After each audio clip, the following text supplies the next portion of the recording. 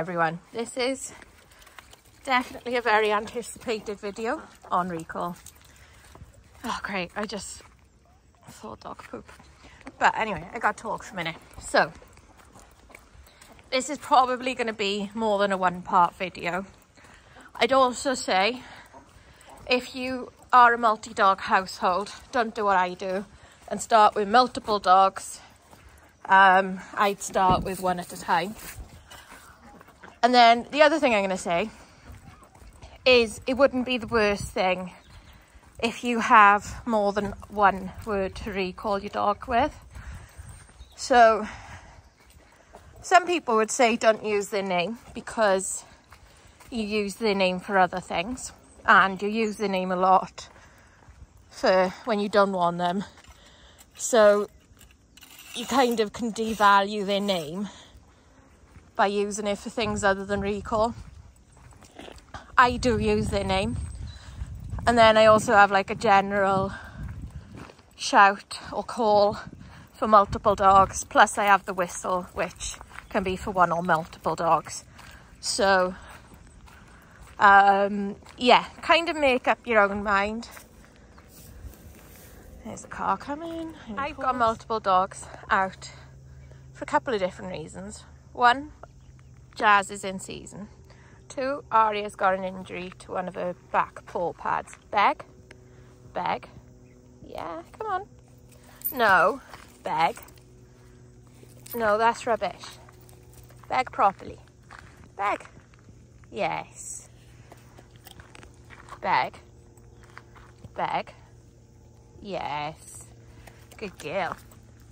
And then Pickles, you know, she's very young and definitely wants as much reminding on recall as possible. So start off really simple, and I'm right by the dog and I go, Aria, throw a treat.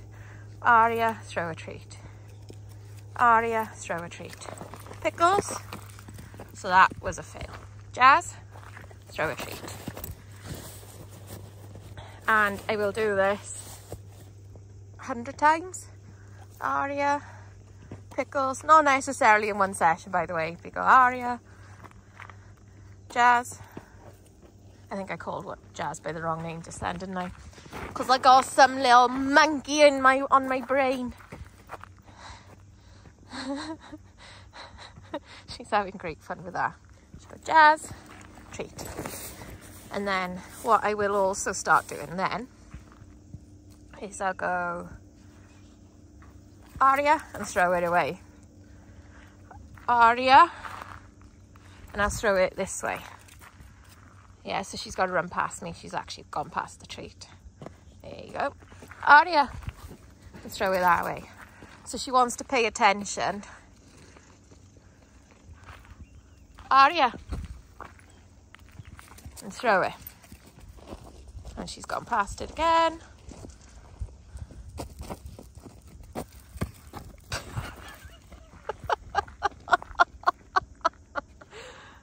Did you find her? Yeah, there you go. Aria, let's throw it that way.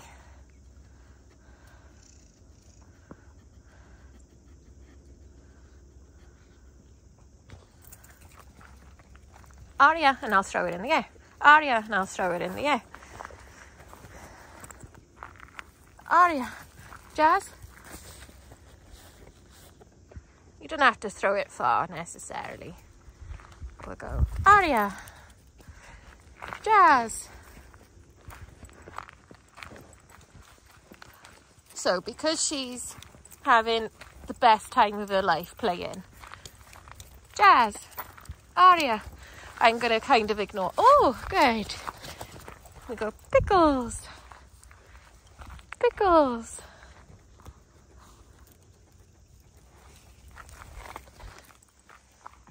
So see how she's sniffing.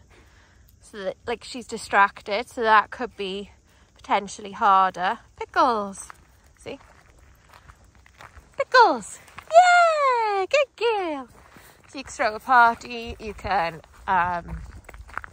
you know, really generously reward them, really make a huge fuss of them. So what I'm going to do now is I'm going to just put some treats in the grass and I'm going to go over here. And as I'm walking, I'm going to go... I'm not going to call her just yet because she's... Aria, quick! Yeah! So I'm giving her a chance. Good girl. Distracting her so I can go far enough away from her. And then recalling her. Pickles! And actually going away from your dog. Aria, quick! Yeah! Good girl. Jazz? Good girl. Pickles! Go, Aria, Jazz, Pickles. So the other thing to do is to call your dog in a variety of different voices. Not as in like putting on an accent or something silly, but like, example, in a deeper voice. So, Aria. Yeah, Jazz. And then go, higher. So you go, Aria, Jazz. So, because when we need to recall our dogs, we're not always going to use the same tone. So I want them to still associate their name in whatever tone I'm going to use as a positive. So you see how she's getting distracted and sniffing. So we'll go, Aria, good girl. Look at you, Jazzy, good girl. So there was no point trying Pickles then because she's distracted.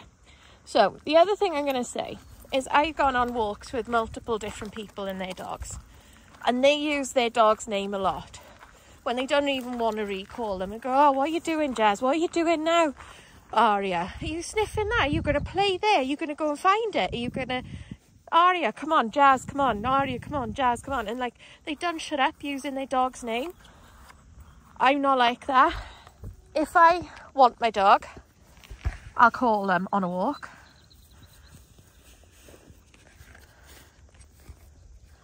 Pickles. Aria. Jazz. Pickles doesn't know how to catch yet. Go, Pickles. Pickles. The only trouble is Aria is super quick when it comes to treats. Pickles. Pickles. But if they hear their name and they know food is coming, a treat is coming, they're going to want to come to their name. And that's kind of basically the point. And you're using their name, Aria, Pickles, like a clicker. So if anybody knows about clicker training, it's basically they call it charging up the clicker. So you go, Pickles, Pickles. And then every time they hear their name, they're expecting a treat. Pickles, Aria, Pickles, Aria, Pickles.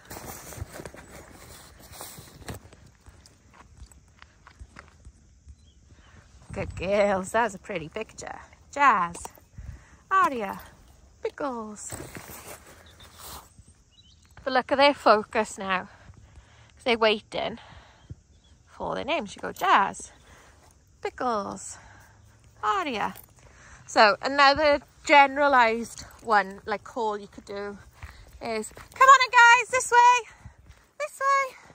yeah, and they get a treat, yeah, yeah. So you can use anything, any word you want, they don't know. You could go come, you could say Accio, like if you're Harry Potter nerd, that's when the spell they use to get the objects to come flying towards them, which I think is quite a funny dog call then if you went Accio, Accio, Accio, Accio Pickles, Accio Jazz, Accio, Accio. See, Aria's like far more established in other words, so she didn't really come to that one. She go, Accio.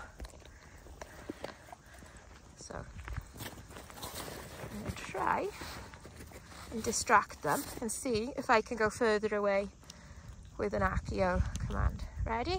Go find her. So Jazz is ignoring. Accio!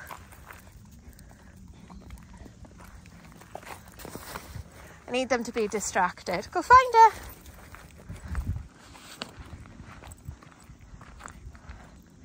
Accio! Yeah, good girl. Accio!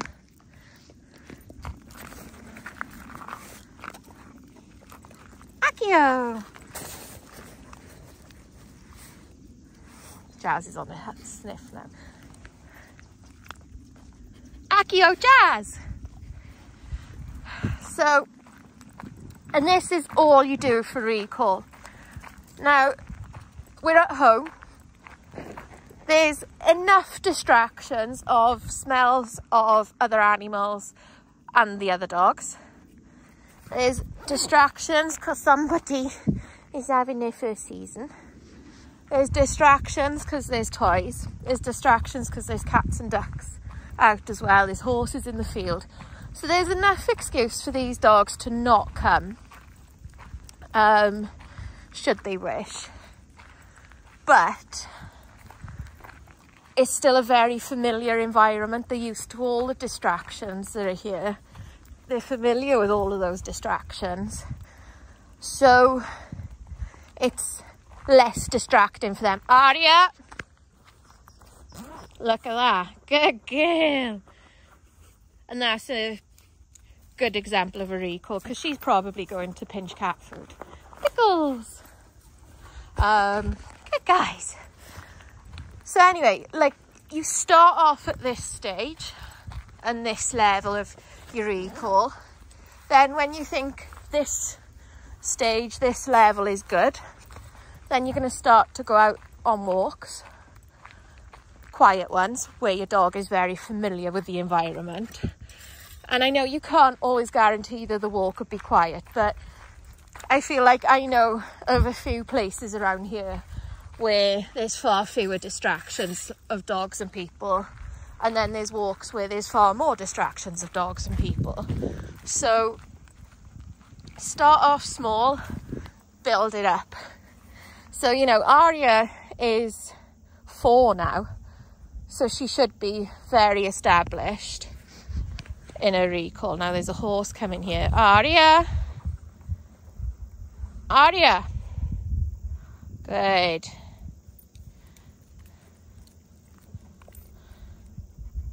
You bounced that out of your mouth. Pickles! But she's found it. So, yeah, you build up, and knowing your dog, you will know things that they will find more or less distracting than other things. So if you know your dog is likely to run off after a rabbit, then try and not take them where rabbits are, like, until you've really worked on this solidly.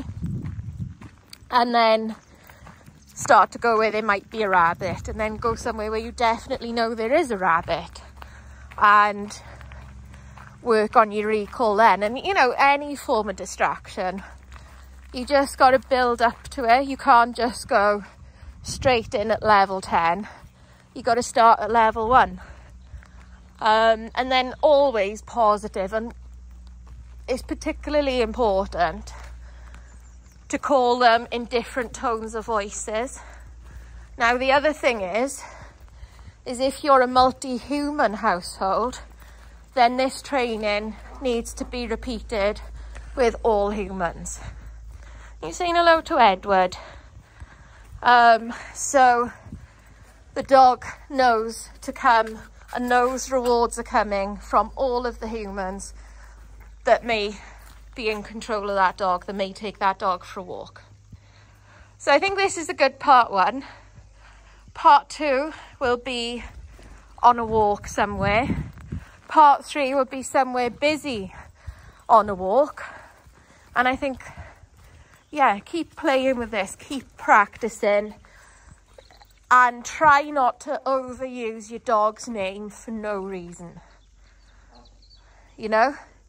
And that's the main thing. And I'd love to walk with somebody and very casually film them so you can hear the amount they're using their dog's name unnecessarily.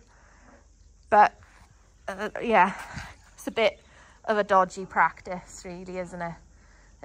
You know, it might not be fair necessarily to the other person, but it would definitely be a good learning opportunity for them and others. So I'm going to leave this here and I shall see you all soon. Bye.